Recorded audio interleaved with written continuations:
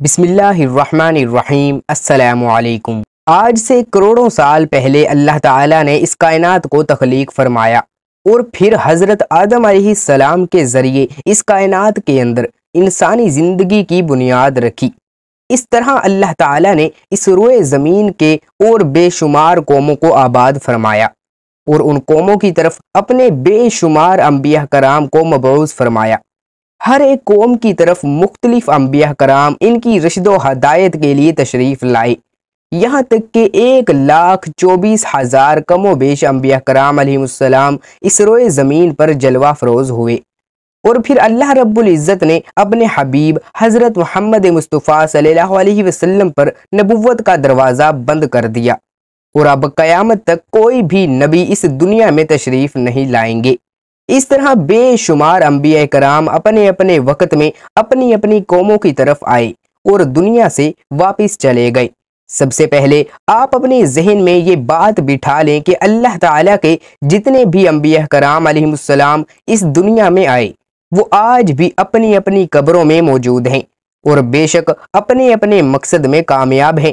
حضور نبی کریم صلی اللہ علیہ وآلہ وسلم کی حدیث مبارکہ ہے، اللہ تعالیٰ نے زمین پر یہ حرام کر دیا ہے کہ وہ انبیاء کرام کے جسم مبارک کو کھائے، لہٰذا آج بھی اللہ کے سارے انبیاء کرام اپنی اپنی قبروں میں موجود ہیں۔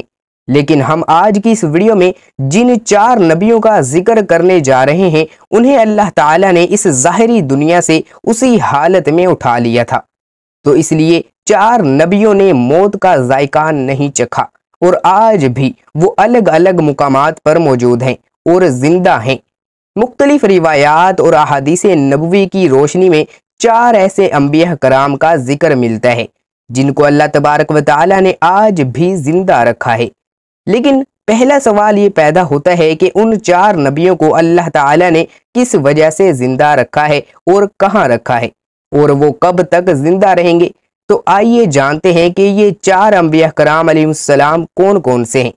پہلے نبی جن کو اللہ تعالیٰ نے موت نہیں دی اور جن کے ہمیشہ زندہ رہنے کا ذکر اللہ تعالیٰ نے خود قرآن مجید میں کیا ہے، وہ ہیں حضرت عیسیٰ علیہ السلام۔ ناظرین، جب حضرت عیسیٰ علیہ السلام نے نبوت کا اعلان کیا تو انہوں نے اپنے ارد گرد کے لوگوں کو جمع کر کے فرمایا کہ میں آپ کو اللہ تعالیٰ کے دین کی دعوت دیتا ہوں۔ وہ لوگ یہودی قوم سے تھے، انہی کی دینی کتاب میں لکھا تھا کہ اللہ کا ایک نبی آئے گا جو یہودیوں کے دین کو ختم کر دے گا۔ اسی ڈر سے یہودیوں نے آپ کو قتل کرنے کا منصوبہ بنا لیا۔ آپ یہودیوں کو اللہ کے دین کا حکم دیتے رہے لیکن ان کو اس کی کوئی پرواہ نہ ہوتی۔ جب آپ علیہ السلام کو یقین ہو گیا کہ اب یہ لوگ میری کسی بات کا یقین نہیں کریں گے، جہالت پر ہی رہیں گے، ایک دن آپ نے سب یہودیوں کو اکٹھا کیا اور کہا کہ آپ میں سے کون اللہ کے دین پر ایمان لائے گا۔ ان میں سے تقریباً 12 یا 19 لوگوں نے حضرت عیسیٰ علیہ السلام پر ایمان لائے اور کہنے لگے کہ عیسیٰ علیہ السلام ہی ہماری بخشش کا ذریعہ بنیں گے۔ باقی لوگوں نے دین اسلام قبول نہ کیا، یہودی ہی رہے۔ ایک وقت ایسا آیا کہ یہودیوں نے آپ کو قتل کرنے کا پکا منصوبہ بنا لیا تھا۔ انہوں نے ایک توتیانوس نامی شخص کو مقرر کیا کہ وہ آپ کو قتل کر دے۔ جب توتیانوس آپ علیہ السلام کے پاس جا رہا تھا تو اللہ تعالیٰ نے ایک فرشتے کو حکم دیا کہ جاؤ اور حضرت عیسیٰ علیہ السلام کو آسمان کی طرف اٹھا لاؤ۔ ناظرین، وہ فرشتہ اللہ کے حکم کی تعمیل کرتے ہوئے آپ کو آسمان کی طرف لے گیا۔ جب آپ آسمان پر پہنچے، آپ کی ملاقات آپ کی والدہ سے ہوئی۔ آپ کی والدہ نے آپ کو گلے لگا کر پیار کیا تو آپ نے فرمایا کہ اماں جان، اب ہم روز قیامت ہی ملیں گے۔ جب آپ کو زمین سے اٹھایا گیا تو آپ کی عمر 33 سال تھی۔ حضرت جبرائیل تو آپ کو بدلی کے ذریعے آسمان پر لے گئے، پر یہودی باہر کھڑے توتیانوس کا انتظار کرتے رہے کہ کب توتیانوس حضرت عیسیٰ علیہ السلام کو ختم کر کے باہر آئے گا۔ کافی دیر کے بعد وہ سارے آپ علیہ السلام کے گھر گئے۔ انہوں نے وہاں ایک شخص کو پایا جس کا چہرہ آپ علیہ السلام جیسا ہی تھا۔ انہوں نے اس کو قتل کر دیا۔ قتل کرنے کے بعد انہوں نے دیکھا کہ یہ چہرہ تو عیسیٰ علیہ السلام جیسا ہی ہے، لیکن یہ تو ہمارا بھیجا ہوا توتیانوس ہی ہے۔ وہ یہ ماجرا دیکھ کر دو گروہوں میں تقسیم ہو گئے اور آپس میں ہی لڑنے جھگڑنے لگے۔ ناظرین، اس لڑائی میں بہت زیادہ یہودیوں کا قتل ہوا۔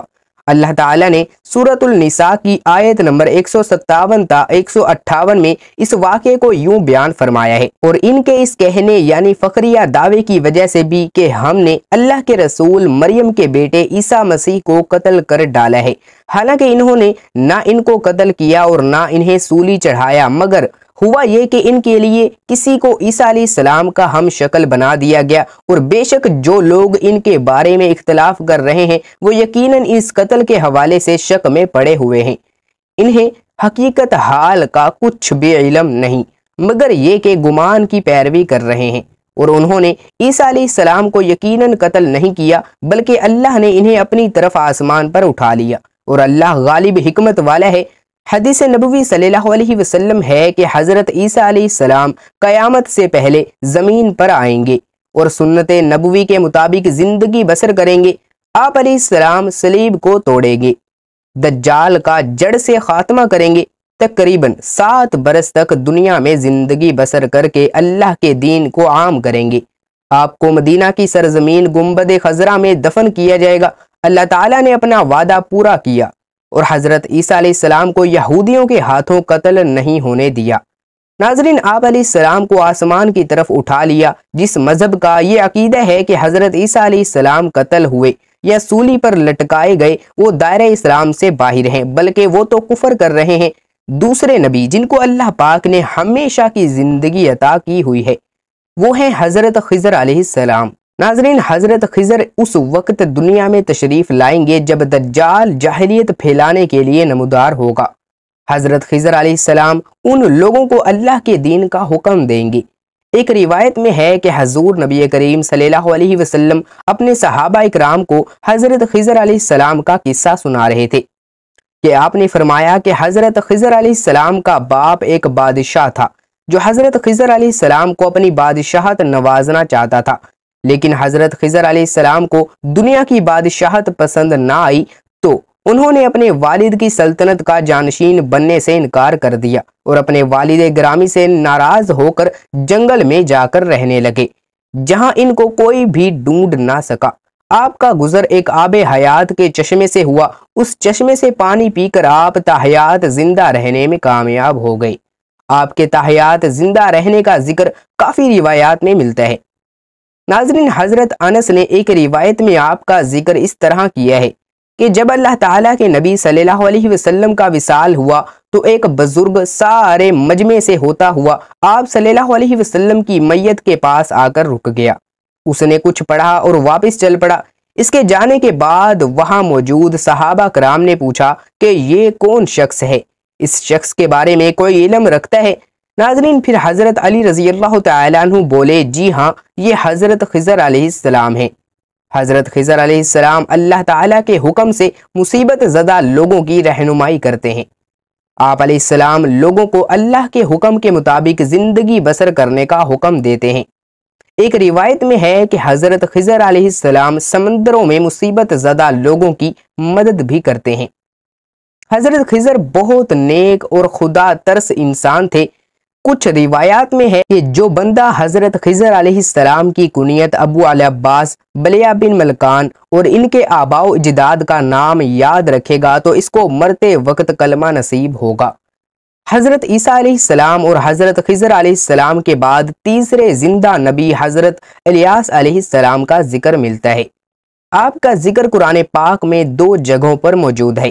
تفسیر مظہری میں مذکورہ ہے کہ حضرت الیاس علیہ السلام کو ایک نورانی گھوڑے پر بیٹھا کر آسمان کی طرف لے جایا گیا تھا۔ حضرت انس رضی اللہ تعالی عنہ سے مروی ہے کہ میرا اور حضور صلی اللہ علیہ وسلم کا گزر ایک پہاڑی سے ہوا۔ وہاں سے گزرتے ہوئے ہمیں ایک آواز سنائی دی، اے اللہ مجھے بھی حضرت محمد صلی اللہ علیہ وسلم کا امتی بنا دے۔ یہ آواز سنتے ہی اللہ کے نبی نے مجھے فرمایا، اے انس اس آواز کا پتہ لگاؤ یہ کون ہے۔ تو پھر حضرت انس رضی اللہ تعالی عنہ فرماتے ہیں کہ میں جب اس پہاڑی کے اندر گیا تو کیا دیکھتا ہوں کہ ایک سفید پوش بزرگ اللہ کی عبادت میں مشغول تھے۔ جب انہوں نے مجھے دیکھا تو کہا، اے بندے تو محمد صلی اللہ علیہ وسلم کا صحابی ہے؟ حضرت انس نے ہاں میں جواب دیا۔ اس بندے نے کہا کہ میرا سلام محمد صلی اللہ علیہ وسلم کو پہنچا دو، اور محمد صلی اللہ علیہ وسلم سے عرض کرنا کہ حضرت الیاس علیہ السلام آپ کو ملنا چاہتے ہیں۔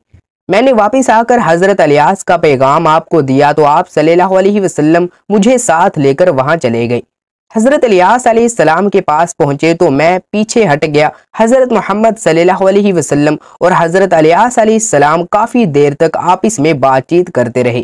اللہ کی طرف سے آسمان سے کھانا نازل ہوا تو حضور صلی اللہ علیہ وسلم نے مجھے بھی پاس بلا لیا۔ ہم تینوں نے مل کر کھانا کھایا۔ جب کھانا ختم ہوا تو میں نے دیکھا کہ ایک سفید پرندہ آسمان سے نیچے کی طرف آ رہا ہے۔ وہ حضرت الیاس علیہ السلام کے پاس آیا تو حضرت الیاس علیہ السلام اس پر سوار ہو کر آسمان کی طرف چلے گئے۔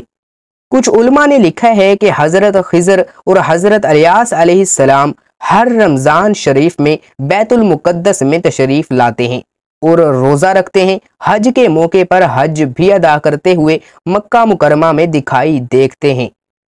یہ دونوں نبی علیہ السلام بر اور بحر میں مصیبت زدہ لوگوں کی مدد کرتے ہیں۔ چوتھے نبی جو ابھی تک زندہ ہیں وہ حضرت ادریس علیہ السلام ہیں، جن کے بارے میں زندہ ہونے کی روایت ملتی ہے۔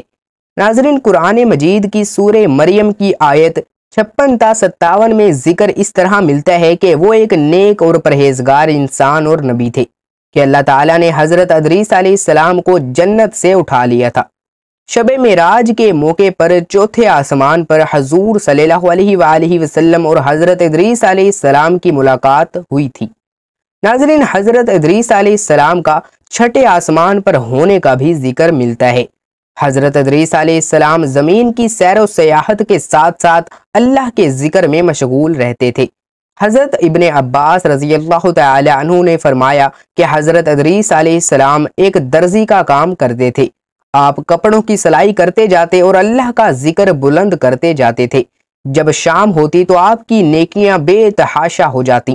زمین پر رہنے والے انسانوں میں سے سب سے زیادہ نیکیاں آپ کی اللہ کے ہاں شمار ہوتی تھیں۔ آپ کو زندہ آسمان کی طرف اٹھا لیا گیا تھا، پر آپ نے موت کے فرشتے سے کہا کہ مجھے موت کا مزہ چکھنا ہے۔ آپ کے کہنے پر موت کے فرشتے نے آپ کی جان نکال لی اور پھر اللہ کے حکم سے آپ کو دوبارہ زندہ کر دیا۔ آپ نے فرشتوں سے درخواست کی کہ میں دوزخ کو دیکھنا چاہتا ہوں۔ پھر آپ کو دوزخ میں لے جایا گیا۔ پھر آپ نے جنت کی سیر کرنے کا کہا۔ آپ کے کہنے پر آپ کو جنت میں داخل کیا گیا۔ ناظرین، جنت کے دیکھنے کے بعد آپ نے فیصلہ کیا کہ میں یہاں ہی رکنا پسند کروں گا۔ فرشتے نے آپ کو کہا کہ آپ اپنے مقام کی طرف جائیں۔ اس وقت اللہ تعالیٰ کی طرف سے فرشتے کو حکم ملا کہ ادریس علیہ السلام کو یہاں ہی رہنے دیا جائے۔ تو ناظرین، یہ تھے 4 زندہ نبی۔ اللہ پاک ہم سب کا حامی و ناصر ہو، آمین۔ ناظرین، کمنٹ باکس میں اللہ تعالیٰ کے 99 ناموں میں سے ایک نام ثواب کی نیت سے ضرور ٹائپ کر دیجیے گا۔ چینل کو سبسکرائب اور بیل آئیکن کے بٹن کو دبا دیں تاکہ ہر آنے والی نئی اسلامک ویڈیو کا نوٹیفیکیشن آپ تک پہنچتا رہے۔ پیج کو فالو کر لیں، ویڈیو کو لائک کر دیں۔ اللہ پاک اس ویڈیو میں کی گئی کسی بھی قسم کی کمی کوتاہی کو اپنے فضل و کرم سے معاف فرمائے، کسی بھی قسم کی غلطی کو اپنے فضل و کرم سے معاف فرمائے۔ اللہ پاک ہم سب کا حامی و ناصر ہو۔ اللہ پاک ہم سب کو اپنے حفظ و ایمان میں رکھے۔ نیکسٹ ویڈیو پہ ملیں گے۔ اللہ حافظ۔